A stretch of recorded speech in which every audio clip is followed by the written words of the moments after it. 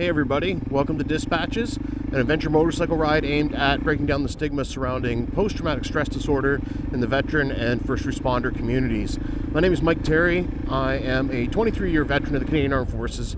I have been affected by PTSD since about 2001, and when I retired from the forces in April of 2018, I immediately started to notice that the effects of PTSD, the symptoms, just immediately got worse. So I started sharing my story on social media, my struggles with post-traumatic stress disorder and transition to civilian life. And then I bought a motorcycle and decided to tour Canada, sharing my story and encouraging others to share theirs. So yeah, that's how we got here. So last week we talked about outlets for hypervigilance, and motorcycling, and how doing, some more extreme or more involved solo or solitary outdoor activities really helps as an outlet for hypervigilance, because you are assuming risk. You do have to be very aware of what's going on around you. Otherwise, there is a chance of actual injury or bad things can happen. So it expels that hyper vigilant energy that you expend. Doesn't create fatigue and anxiousness because it's essentially an outlet.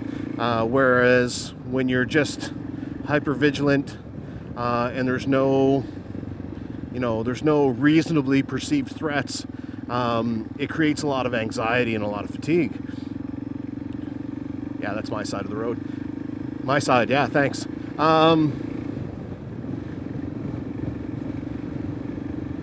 Yeah, so, pardon me. So this week what I want to talk about, again, ideally, I would be able to control my hypervigilance, decide when to turn it on or turn it off. I'm definitely not at that stage of things yet. I would have to say I am a very long way from it. There are times when I can become aware that I'm starting to get amped up, and I'm hyper aware of everything going on around me, and I can see that it's affecting me. I've started to develop that awareness. That's something that kind of I'm getting better and better at all the time. Just like exercising any muscle, or developing any habit. You have to, you kind of have to develop that muscle memory before it sticks and before it becomes instinctual. Whereas being hypervigilant has become very instinctual because of what I did for 23 years. So you've got to be able to, so the expectation that we're going to be able to just turn it on and off is not necessarily realistic. So what do? We got to find another way to deal with it. So I mentioned doing a lot of the outdoor stuff that's a bit more extreme. And again, I also mentioned last week about, you've got to find things that are sustainable. And living out in the woods, just going from canoe trip to canoe trip constantly is not sustainable.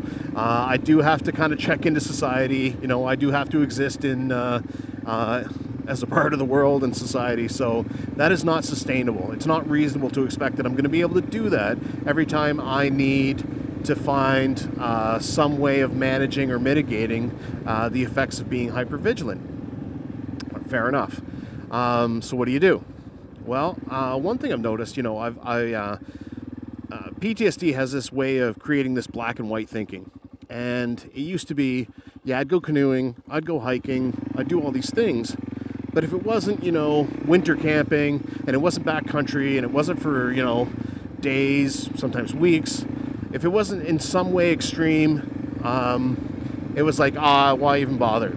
So in the last couple of years, I've really kind of embraced paddling and hiking and, smaller, calmer trips, like I hiked the Bruce Trail, which was an incredible experience, 30 days on the trail and then another 12 to finish it off.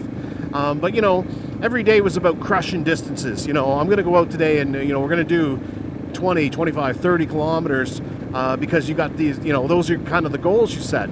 And it's a great experience, and you expend all that physical energy and you leave it all on the trail, and it's challenging and it's rewarding. And you know, you have to be careful you're not rolling ankles. You got to be aware of what's going on around you. You don't fall into a crevice. So yeah, like it hits all those markers, but there was this idea that if it's not extreme in some way, it's not worth doing. Well, now I've kind of switched gears, and I'll go out for like an hour or two paddle, but sometimes as little as half an hour, you know, or a hike or a walk. And rather than trying to expend all that physical energy, trying to crush distances and, you know, just kind of auger myself into the ground, so, you know, like, let's be honest, I'm so physically fatigued I can't really feel anything, which is exactly what it is. You know, I've started looking at it almost like a patrol. And, you know, when you're patrolling, for those who have done it, you are hyper aware of everything. You're trying to see behind every little piece of cover. You're cataloging everything you see, you know. Yeah, so again, and that's all about recognizing and mitigating threats or responding to threats. So what I like to do is I'll go out for a hike, and I am trying to see everything. I'm trying to hear everything. I'm trying to smell everything. Like, I just want to be completely tuned in to everything that's going on around me. But what I'm doing instead is I'm looking for things I appreciate. I'm looking for wildlife. I'm looking for just kind of the way the leaves flutter, and it sounds kind of flowery and hippie-ish, you know. I want to see the wind through the trees, and I want to notice, you know, the way that water kind of runs down, you know, over that rock face. You know, and instead of just looking at those things on the surface, you know, as I would when I'm blasting by trying to do 30K in a day, you know, I'm really just walking slow and soft. I am trying to soak up every piece of information I can and find the things I appreciate about it. You know, the texture of the bark on the trees, just absolutely every possible detail, every sound I hear, trying to identify, you know, every insect or bird or whatever, and not even, you know, geeking out completely and identifying every species, but being aware of, like, okay, I hear 3 or 4 different insects, you know, and I think it might be this or whatever. Oh, look, I get a shower today. So yeah, and what it is, you know, you're looking for positives and you're looking for things you appreciate. And, you know, going from sun to shadow and feeling the sun on your skin, or noticing, you know, when you go walk down into a hollow and it gets cool, you know, just picking up on all those sensations and, you know, really relishing those experiences and finding the positive and finding things you appreciate. I'm still being hyper vigilant, but instead I'm essentially changing the focus from looking for threats to looking for good stuff. And it's very energizing. It's very calming. It's actually, you know, when I can tap into that and I'm able to do it, it works incredibly well. And there are times where I find, you know, I'm having a bad day, I'm overstimulated, I'm amped up, and I'll notice it and I'll go, okay, I'm just gonna go take a half-hour walk in the woods. And I'm just gonna walk real slow, you know, I'm just gonna try and make no noise, you know, and you'd be amazed the wildlife you can come upon when you actually go out and do that. Well, you probably won't be amazed if you do any hunting. But, and again, maybe that's one of the reasons I don't hunt personally, but that's, I'm sure, one of the reasons why people, you know, and a lot of veterans kind of gravitate towards that. You know, so I'm basically out patrolling, and yeah, I found it's been super effective, and it's accessible because I don't have to plan this big, massive trip in this expedition in order to kind of indulge that hypervigilance and that need to be engaged. I can do it in these smaller doses, and it's a lot more regulating and calming. So yeah, now not everybody has access to the great outdoors as much as they would like. I'm very fortunate that I do. You know, and I find urban environments can be particularly troublesome. You know, you've got a lot of structures, you got a lot of movement, a lot of people in your bubble. especially if you're walking in urban environments and there's a lot of vehicle traffic, you got these larger vehicles, they're moving into your space, they're moving fast, you're trying to take in all this information, and urban environments can be really overstimulating. So last February, I was in Montreal, and I'm not familiar with Montreal at all. I was there working on Coming Home to You, the concert I did with Ryan Carey, and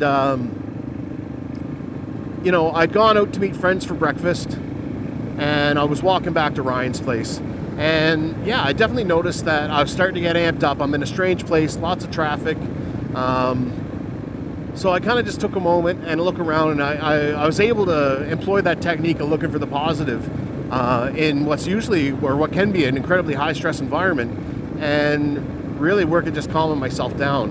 And, you know, I looked around and I said, okay, like it's a nice sunny day. It's kind of one of those really unseasonably warm days for the middle of winter. You know, the roads and the sidewalk are clear of ice. You know, there's no wind. It's just gorgeous.